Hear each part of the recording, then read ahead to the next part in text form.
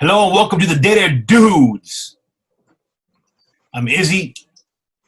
I'm Raka, and you are Deader Dudes Nation. Thank you for liking, subscribing, and thank you for tuning in today in many of our media platforms on podcast and on YouTube. We, amongst many other things that we do slashing through the airwaves, we investigate true crime. We investigate everything. We investigate paranormal, and we also delve into our first love, movies, comic books, all things entertainment. All things horror, all things true crime, all things gaming, all things everything. Gaming. I mean, I am probably one of the biggest Resident Evil fans on the planet. And also one of the worst gamers out there, but that's besides the point. My ass is on fire. What a burn. That being said, we are now going to talk about one of, at least my favorite actors of this and any other generation who has had a resurgence in the last 7-8 years, I suppose. None other than Keanu Reeves. Or better yet, Keanu Charles Reeves. Did you know that his name means cool breeze over the mountains? Yes. Now, he has a very eclectic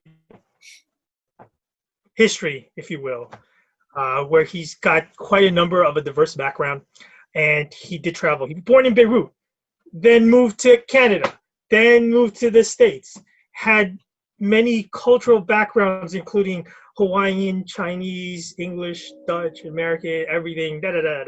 Native Hawaiian, Chinese, exactly. The whole gamut. He apparently was a pretty good ice hockey player. He was, I think, at age 15, but his mom and his dad and other people in his life had some connections to theater and arts and makeup and that whole world. So he was exposed to it early, but then I think at 15, he committed himself to becoming an actor. Now, Izzy brings this up because of recent note, not as recent as movies and whatnot, but recent note is that he is in, I guess, a business venture as well as a spokesperson for a comic book. Yes. The comic is called Berserker. It's spelled Brzrkr, Berserker. And here is one of the variant covers. Sorry for the glare, guys, obviously. But you guys can, and it's Drop a nice pic. by Boom Studios. And Keanu wrote it or co-wrote it along with Matt Kint and drawn by Ron Garney. The story follows an immortal warrior known as Berserker who happens to work for the government, and he dispatches people, in the most goriest ways possible. He almost loses his mind and he goes berserk. And he has a healing factor because he can't be killed like a Wolverine. Not to get too geek on you, but think of him as a cross between like Conan, a Viking, Wolverine, and John Wick all in one. And the character does look like Keanu. And yeah, man, I mean, it's a 12-issue limited series. It seems to be, and pick it up. And this wasn't a promotion by Boost, who did not give us anything and did not pay for us. Yeah, disclaimer: they did not provide us a free comic book, hint, hint, or any kind of merch, hint, hint. Nudge, nudge. No, it just came, into attention. It just brought up and blew up because the comic actually came out last Wednesday, and it just absolutely blew up. Even though it had I think a print run of 600,000 overall, which is a lot for an independent company.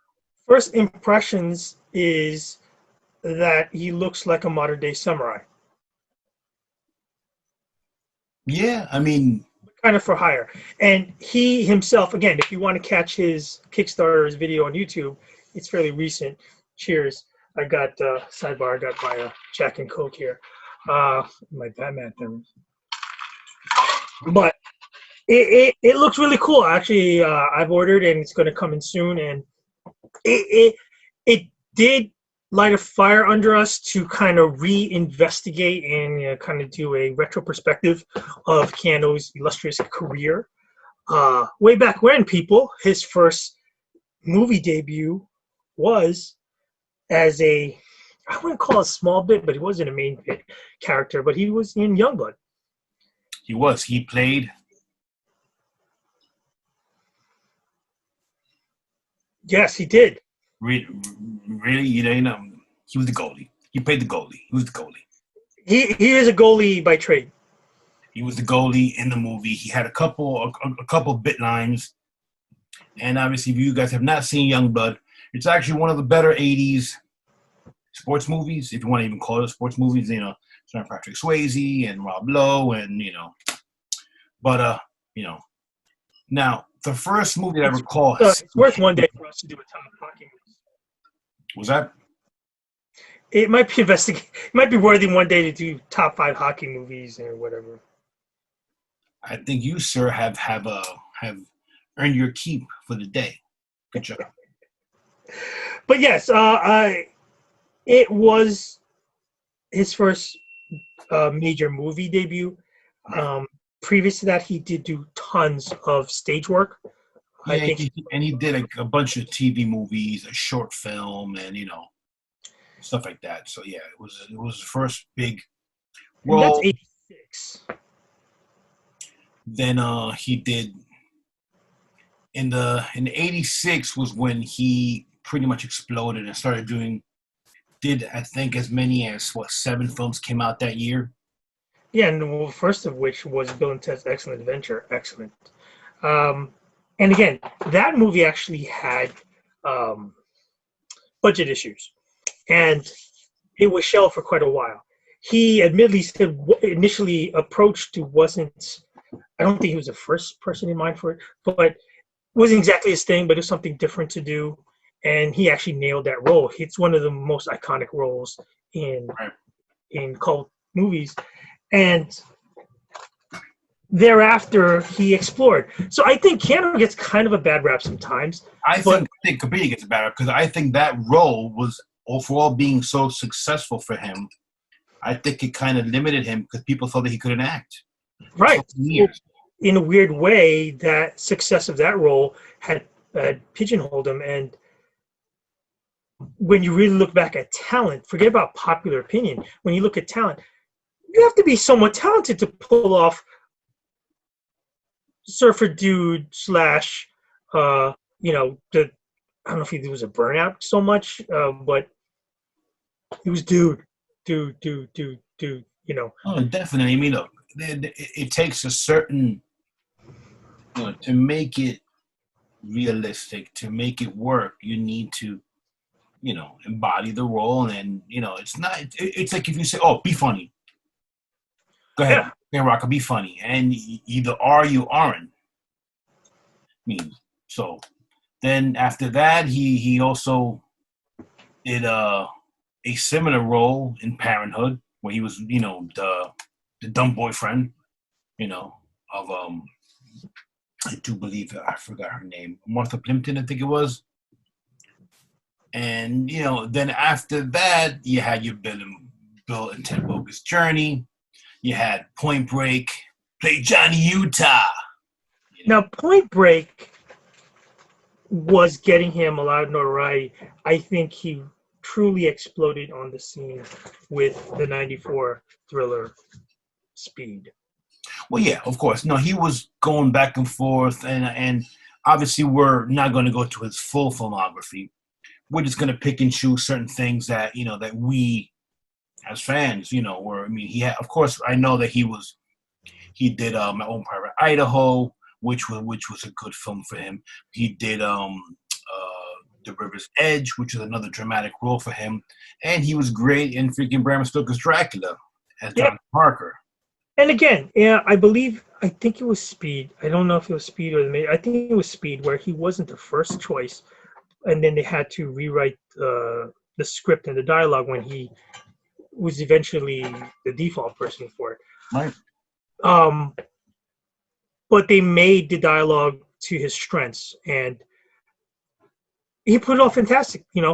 If you go back in time, of course, you go back in time to modern day CGI and digital graphics, you could do so much more today. But for the time, it was a thrilling adventure. And a little tidbit, I guess there's a little thing that always was but never became between him and Sandra Bullock. Yeah. Where he admitted and then she admitted and they kind of alluded to, and we don't ever know if anything ever did happen, but for all those fantasy guys and gals out there romancing, they could have been a pretty good couple. Anyway, moving on. Yeah. We also know that he had some hardship in his life, that he's a very private person, and the fact that he hasn't been, really linked besides, a couple people here and there, but he hasn't done anything bad that we know of, hasn't been in any scandals that we know of. It's just, No, actually, very supportive on a lot of other things. Recently, there was that video, and it was a nonchalant thing. It was something probably you and I or anybody else would do, but there was some video about him giving up his seat in the subway or something to a lady with a lot of bags, whatever. I mean, a chivalrous thing, a nice thing to do, a thing you wouldn't exactly consider big name $1 million actors to do. And he's taking the freaking subway to boot. Well, yeah, I mean, and it has come to light also that he actually gives a lot of money to charity that was never known. And yeah, I mean, he seems like he's a legitimate, genuine good guy. Now, look, look, let's go further into his career. You're talking about movies now in the 2000s. John Constantine, which whatever you want to call it, I liked it. I understand about the comic book. I understand there's major differences. I understand all that stuff. But for what the movie was and what the director demands from him, I thought he did a fantastic job in that movie. Then, of course, I'm glazing over the one that really put him over the top, The Matrix. Yeah. And of course, Matrix 4 is coming out. But The Matrix and the role of Neo that he played, again, I don't think he was the first trick, but he embraced the role. He made it his own. And I don't think anybody can envision that role somebody else to play. No, definitely. Now, I think you glazed over one movie that I think, for me personally, kind of put him back in the spotlight as Speed broke the mold for him, and he was like, okay, now I can do action. Oh, I think I know what you're talking about. Devil's Advocate was a movie that he actually stood toe-to-toe with Al Pacino and, his acting chops. And it's the first time you actually see Keanu as kind of a dickish, kind of, at times bad character. You know what I mean? Then, and tidbit about the movie, he took a pay cut so that the company can assure they will land Pacino. So again, people don't really know that he actually took a pay cut. Bending the knee, saying, if we could get him, this movie's going to be great. You're kind of stepping aside. And I know Pacino in that movie was fantastic. And they gave him some deep dialogue, memorable dialogue that you and I can quote it. Theater and aspiring actors will quote for a long time. But that movie was also made part with both of them. But he had stepped aside a paycheck, greatly reduced his wallet so that Pacino could be in this movie. So that's something I think a lot of people don't realize, especially with a lot of lofty, big-headed actors and actresses, that some of them really, really appreciate talent. They know that it can make the entire vehicle better if you get more of an all-star cast. And they know, I'm going to learn from this guy. I'm going to be honored to work with this guy. And there's some humility there that I think has been glazed over. I still don't know why he gets a bad rap sometimes. He's like a lightning rod. For me, you know what it is, man? Either people love Keanu, at least how it's been up until the point where now after John Wick, which we'll get into in a little bit. Before that, you either love Keanu or you love to hate Keanu. Because people love the replacements or they hate the replacements. Then he made a bunch of little romantic movies, romantic comedies. He had Sweet November. He did a family movie, Hardball. Then he had the whole Matrix going on. After that, he did The Lake House. He did Scanner Darkly, Street Kings, which he came back to kind of action, and on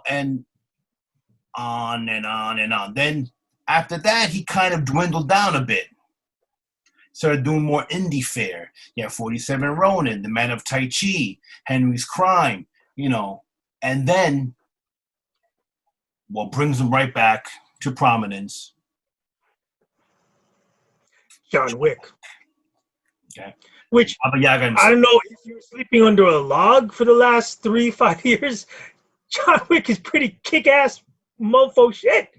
Yeah. I mean, and, another thing from John Wick and Matrix and other movies that people don't appreciate maybe, and we bring to full light, is that many of the behind-the-scenes trainers say that he is truly one of the easiest to train for weapons and martial arts, and because he wants to do his own stunts, he wants it to look very believable. He embraces it, and within many hours, they say he looks like a natural, to the point that it's not just buff and camera tricks. He really can kick ass with weapons, guns, and fighting. Find the videos out there. You can see there's a famous video out there where he is on a gun range, or like, I guess, behind the scenes practicing whatever, and he goes through the whole course in pretty quickly in legitimate time. Where, hey man, I mean, if shit went down, I want Keanu on my side. A truly difficult man to give you problems if shit goes down and things go sideways. So again, you're right, and you're on point with John Wick. If his his candle was a little waning, and he was getting down to it, it kind of re-energized everything that he was doing, to the point now that you have he's back. Yeah, he's back in full force. I mean, okay, so we reviewed the romantic comedy, Always Be My Maybe, the Netflix original funded thing. Standalone, it's a very entertaining, good romantic comedy. But when Keanu plays Keanu, he plays an elevated version of it. He plays what people. I mean, like if you. It took this to another level. So if I wanted to give it 3 stars, just because of his appearance and his performance, it's 4 stars. He was really a huge difference maker. And I think that's the thing that maybe people don't grasp, that I'm pretty sure I'd bet the house that he has a very good gauge of his perception, his likability, and his star power. And I give him all the credit in the world that he doesn't act like a dick about it. No, so that's he knows full well his place in the pantheon of Hollywood, and he is very comfortable being Keanu. He doesn't care if he wants to do a comedy, he'll do a comedy. If he wants to play himself in a comedy, he'll do it. If he wants to do the voice of Duke Kaboom in Toy Story 4, he'll do it. That's right. That was awesome. If he wants to be do a comic book, he'll do it. If he wants to be the next star in a comic in a video game in Cyberpunk 2077 as Johnny Silverhand, he'll do that as well. And Keanu, for the astronomical odds that you're listening to this, if you want to be in the next Dead or Dudes movie, you're welcome to come by, give us pointers. You can even fund us. That'd be fantastic. Yes. Yeah, and what he said exactly. That'd be wonderful, quite wonderful. We have many stories ready to go. Hollywood, if you come a knocking, let's talk. All right. So again, pick up the comic book. Stop mocking the man. Embrace the man. Embrace his movies. Go back. He's got quite a body of work. We can't wait for more things to come in the relative scale of age. He's only 50, 51. He's got a long more of a career, and it's going to hit us with more stuff. Keanu, I love you, man. And I guess that's about it. He was a little older than 51, but nonetheless, we do love Keanu. You know, hey, he's got Matrix coming out. Wick 4 and 5 are coming out. He's got a TV series coming out. We play Guess What, an Assassin. Hey man, why not?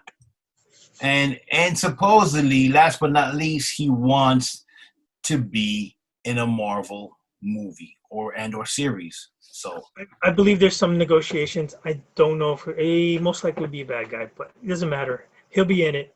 Listen, most excellent. And that concludes our Keanu Love Fest for today. And let us know what you guys think. I mean, you know. I hope we didn't annoy you for being too thick on the the lavish compliments that we're flying. But it's all real. It's all real. Thanks. Remember to like and subscribe. Hit that button. And remember, of all things, save the whales. Take care, guys.